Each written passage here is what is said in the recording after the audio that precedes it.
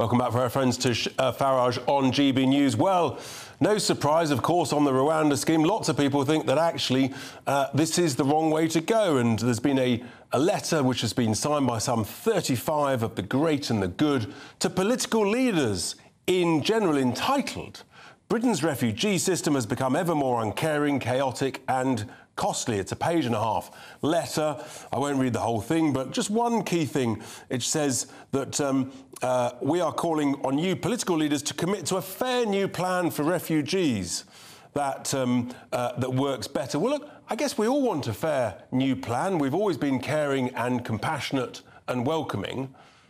But what we don't want is that system being abused, manipulated, or being run in a completely incompetent way. Maybe the two actually sit alongside each other.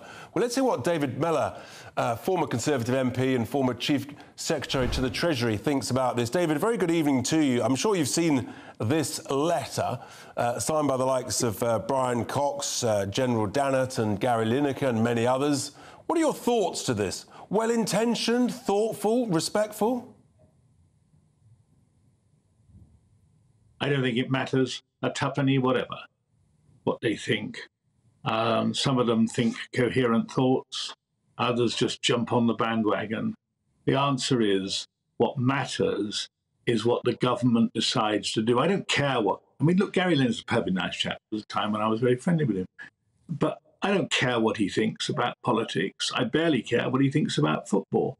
So a lot of this is a lot of hot air. What matters is that the government gets this right. And I have to tell you, as somebody who, when I was a minister many years ago on this occasion, looked at the European Court of Human Rights with advisors, and we concluded that the European Court of Human Rights, which consists of judges nominated by countries, quite a lot of them ex-communist countries, had no power to determine what British law was. I am no longer privy to what these ministers get told, or whether they ask the right questions. But my view is the European Court of Human Rights should have nothing whatever to do with what the British people decide should be the way ahead for our country. The problem is the intervention of the British courts. And there you have, I mean, I wonder what sort of world these judges are living in. More than 500,000 people each year for the last 2 years have come into this country. Where are we all going to go when our country gets overwhelmed by such folk? Is most of it, though, David, just finally, time's a bit short, actually because of the incompetence of the civil service to carry out ministers' wishes and to process asylum seekers' claims promptly and efficiently? No, I think it's the politicians who must take the rap. I think the politicians have not been clear enough. They haven't been clear-headed enough. The whole art of this is to stop people who wash up on a beach ending up with access to legal aid, access to lawyers, and access to the British courts. Just because you choose to get in a boat, why should that give you any rights in this country? And that is the approach that the government should have taken. But I fear that the government has been the author of its own misfortunes because it's let the courts in. David, thank you. Sounds like, David, that's fantastic. It. Too little, too late, David. I really appreciate your thoughts. Sorry it's so short, because I want to go now to Ishmael Lee South, who's the director of the Salam Project and Cultural Youth Work Consultant. Ishmael, thank you for coming on the show. You may have heard there what David Mellor was saying. We've got an important letter from some well-respected establishment figures and celebrities about the refugee system.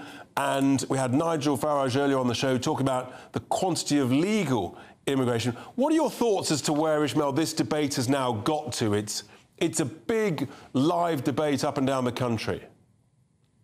Yes, thank you for having me on your show. I should state, if people really want to deal with this issue of illegal immigrants and migrants coming into Britain on the boats, we need to deal with the economic hitmen who are going into the countries where most of the economic migrants are fleeing from, who are bankrupting these countries, economically destabilizing these countries, and causing disarray, which is forcing these people to leave their countries.